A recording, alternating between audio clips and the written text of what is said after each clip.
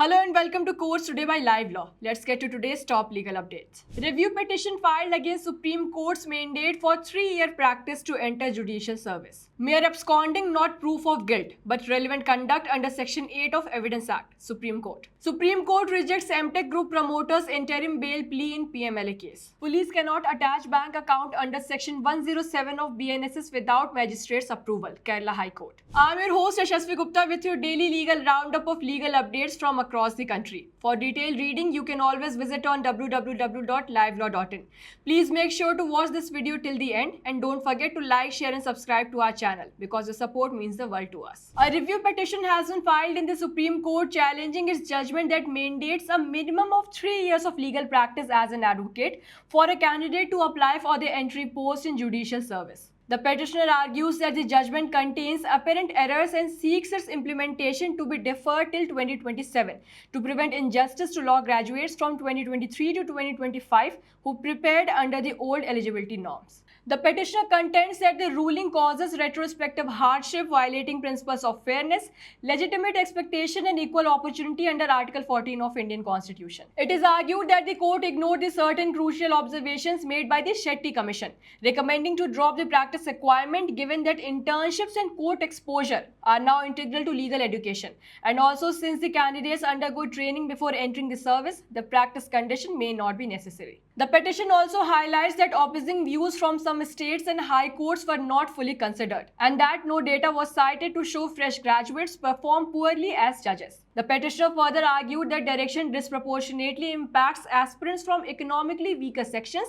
and socially disadvantaged communities, particularly SCs, STs, and OBCs. And also, the 3-year litigation practice requirement arbitrarily excludes law graduates working in law firms, PSUs, or corporate legal roles, despite their relevant legal practice. The Supreme Court, in a judgment by Justice Suryakant and Justice N. Koteshwar Singh, upheld the appellant's conviction for murder, emphasizing that while absconding alone does not prove guilt, it is a relevant factor under Section 8 of the Evidence Act, as it reflects the conduct of the accused and may indicate a guilty mind. In this case, the appellant was last seen with the deceased on the night of the murder on 10 July 2006 and absconded from 11 July until his arrest on 22 July. The court noted his suspicious conduct, including misleading the deceased family and instructing a friend to lie about his location. This behavior, along with the recovery of the murder weapon and supporting forensic evidence, formed a complete chain of circumstances. The appellant failed to provide a plausible explanation for his absconding, further strengthening the prosecution's case.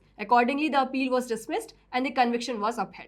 The Supreme Court refused to entertain a plea by MTech Group promoter Arvind Dham seeking interim bail in a money laundering case against him. A bench of Justices Sandeep Mehta and P.B. Varale questioned the filing of his second plea during vacation, noting that a 3-judge bench had earlier dismissed a similar request. Senior advocate Mukul Rohatgi, appearing for Dham, argued for interim bail, citing a stay on cognizance and his 10-month custody. However, the bench called it a misuse of process and was not convinced. When Rohatgi alternatively requested the court to direct the High Court for an early hearing, the bench refused. Consequently, Rohatgi then withdrew the special leave petition. The Kerala High Court ruled that police cannot freeze a bank account under Section 107 of the Bharatiya Nagrik Suraksha Sanhita without the approval of the magistrate. Section 107 is a new provision deals with the attachment of proceeds of crime and mandates that only a magistrate can order such action. The court emphasized the distinction between seizure under Section 106 and attachment under Section 107. In this case, the petitioner argued that the transaction was part of regular business and that no offense has been committed by them. Finding no direct criminal connection, the court quashed the magistrate's earlier rejection